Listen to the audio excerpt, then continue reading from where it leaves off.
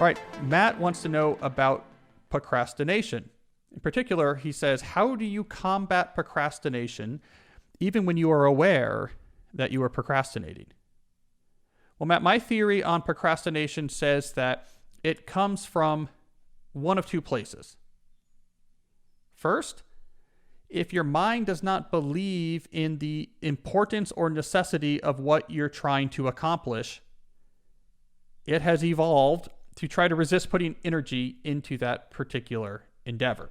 This is why, for example, when you have some sort of busy work on your plate, until you really feel like there is a threat, if I don't get this done, my boss is going to yell at me, or if I don't clean the gutters in my house, this next rainstorm is going to flood my basement.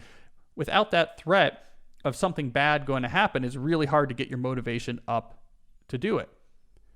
This is why, in particular, people have trouble with a lot of self-development initiatives, where they'll put in place these very ambitious lifestyle engagements, like I'm going to do a Jocko Willink style, wake up at 4:30 every morning and get after it and lift all these heavy weights. Those often fail because your mind, if it doesn't believe, hey, we are going after something here that really is crucial, or is really going to be bad if we don't do it. If your mind doesn't believe it, it's hard for it to muster motivation. So if you have just arbitrary self-improvement type habits you want to put into your life, you might also feel a sense of procrastination. It's also why when people are trying to launch professional self-improvement efforts, that they often have trouble. Hey, I'm going to work on learning this language every day. I'm going to work on my novel every day. If your mind's not convinced, like this is actually crucial for whatever is happening in our professional life, again, you are going to procrastinate. The second source of procrastination, even if your mind believes in what you're doing, if it doesn't trust that you have a reasonable plan to get the work done, it's also going to hold back motivation, and you are going to suffer from procrastination. Again, our minds evolved to be plan evaluation machines. We generate lots of ideas. Our mind evaluates those ideas. Okay, this one seems reasonable. Great, I'll give you motivation.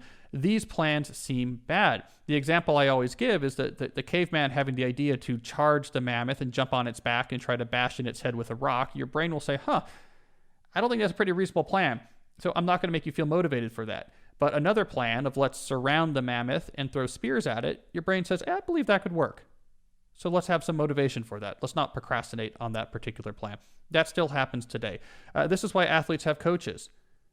You trust the coach knows the best way to get in shape for your sport. So you take this source of procrastination off the table. I trust this type of effort's going to work. I'm much less likely to procrastinate now on this training. That's why people trying to lose weight use diet programs.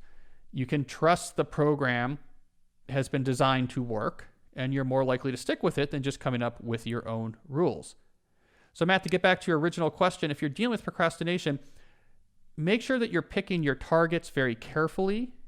It can be harder than you think to figure out things you want to go after. It has to be something you really believe this is going to be important for me. And then two, make sure you have a good plan to get there.